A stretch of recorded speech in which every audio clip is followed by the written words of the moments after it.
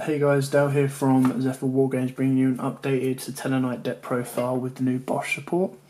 So yeah, without further ado, we'll get straight in it with the monsters. So pretty standard, 3 Deneb, search of the deck. Not much more needs to be said about that. Triple Altair. So Altair returns a Satellarknight monster from the grave. And then, obviously, by using his effect, only Tellarknight monsters can attack. 2 Vega. So special summon a Satellarknight monster from your hand.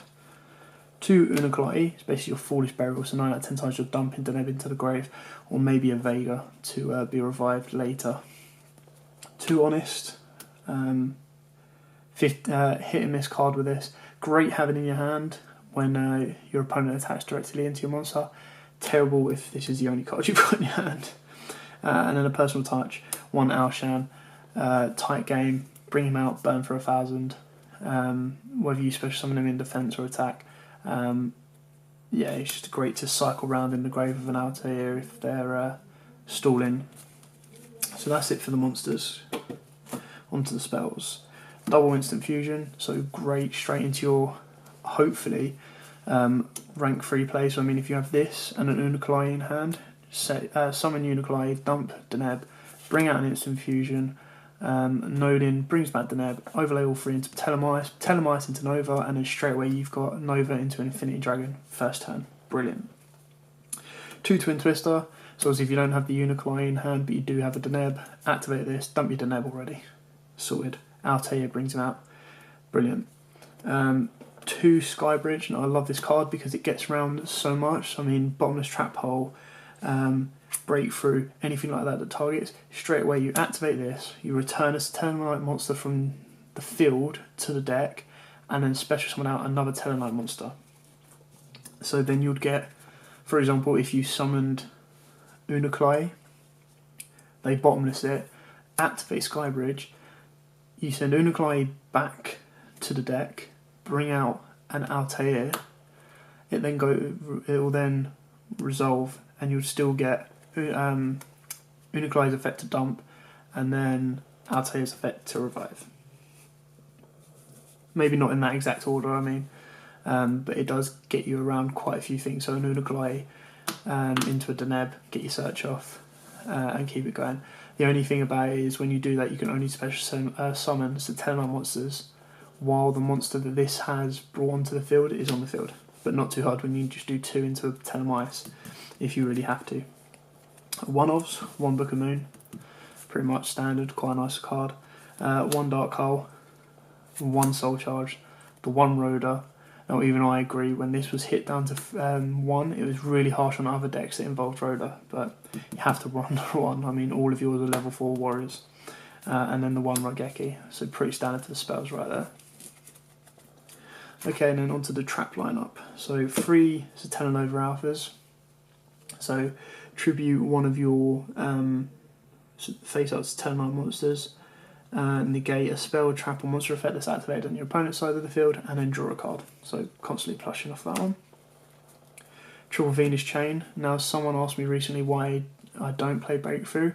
With Venus Chain, not only does it stop the monster attacking, it's also recyclable when you get into Trevere. So if you have this face on the field, you bring this back and keep the loop going, which is the same for the Triple Call of the Horned. So if this is stuck on the field and it's a dead card, you get a Trevere out, you bring all 3 of these, whatever ones you've got on the field, back to the hand and recycle them. 2 Obs, so the 2 Storm and Mirror Force, brilliant card, doesn't destroy, so helps out quite a lot, sending stuff back to the hand. And then 2 of the new card, Quake and Mirror Force. Haven't had enough testing with this yet, but when it has come out, it's done really well. So it turns all your opponent's face-up attack position monsters to face-down defense position, and then they can't change them for the rest of for while they're on the field. Can't change their battle positions. So I mean, if they pendulum out 5 and go to attack you, and you flip this, unless they're tribute in for a monster, their whole board's locked down, and then you can just go into anything to attack directly, or just go and clear their board with Rogeki, and it's saved your turn. 1 Bottomless Trap Hole, 1 Solemn Strike. Yeah, you would run this at 3, but with the price being at around 50 quid a card, One is all I've got at the moment. One Oasis of Dragon Souls. So the reason you run this at 1 and Call of the Haunted at 3 is, yes, this brings it back in defense, but it turns it to a worm type, and most of your extra deck requires warriors. 1 Solemn Warning, 1 Torrential Tribute, and 1 Vanity's Emptiness. So that is it for the main deck. Now on to the extra deck. So for the extra deck, here you get your generic standard ones, your Gargoyle Cowboy. I've kept Diamond in for the moment because of decks such as Mermouse, but he could be dropped. Now I'm not too sure about this one. There's only one Bottomless Trap Hole, so it's not that necessary. So this is more of a side card than anything. One of Bristrella, pretty generic. Emerald. Rebroniad, brilliant. 9 out of 10 times you can Call of the Haunted in your opponent's end phase, bring back an Altair or a Vega, Altair, Deneb, get the search, summon an Altair during your draw phase, you get his effect again, bring back another one, get another search, all 5 overlaid into Rebroniad, and you've pretty much shut down your opponent for at least 2 turns. 2 Satellarknight Trevere, so here's the one that you bring out and bounce everything back up to the hand, and then you detach material and discard 1 random card from your opponent's hand to the grave. And then while he has materials and he's sent to the grave, you get a special summon a Satellarknight monster from the grave. Bujin Tsukunomi, so put him in defense, and if you've got a dead hand, you discard that hand and draw 2 new cards.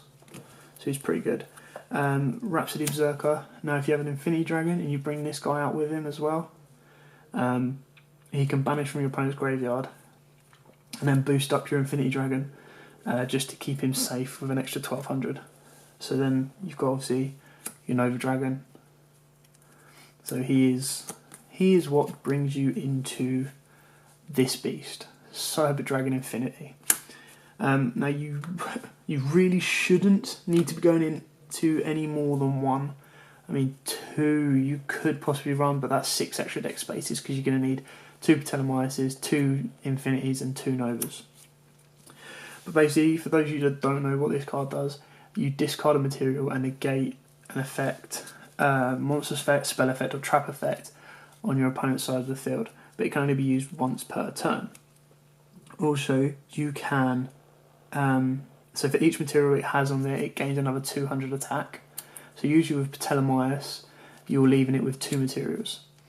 During, you can also attach a face-up, once per turn, attach 1 face-up attack position monster to a material. So either you attach one of your own cards as a material, or if your opponent has a face-up attack position monster, take that and attach that as a material. And then obviously, imagine him with at least 2 materials, 2500, and then plus on the number 80, you're going up to 37 straight away. Massive beta card with an effect negation. Your 1 Norden, your 1 Satellarknight Deltaros, so pop a card, and then when he's sent to the graveyard, special summon from your deck or your hand. Your Patelomyces. Now people were talking about this one getting cut or Infinity getting cut. Now if you cut it at all, or ban it, anything like that, hit it in a ban list, it's not really going to affect anyone because, I mean, most people play Patelomyces at 1 and they'll play Infinity at 1. So that's not much of an issue to worry about. 1 Castel, very generic, and 1 Castella Omega. So Omega, detach, and he's unaffected. Constellar monsters you control are unaffected by spells and traps. So I mean, in the old build, when you were running Patelomyces instead of Infinity, you would protect Patelomyces and Omega, or M7 if you overlaid into him. So yeah, that's it for the deck profile. Thanks for watching, and don't forget to like, comment, subscribe for more Yu-Gi-Oh news, and if there's any decks that you would like to see profiled or even in duels, then let us know and we'll get them up here straight away. So again, thanks for watching. We really appreciate all the support towards Zephyr Wargames. It helps us bring box openers, duels and deck profiles to you. So yeah, don't forget to like, comment, subscribe and share the page as much as possible. Cheers, guys. Bye.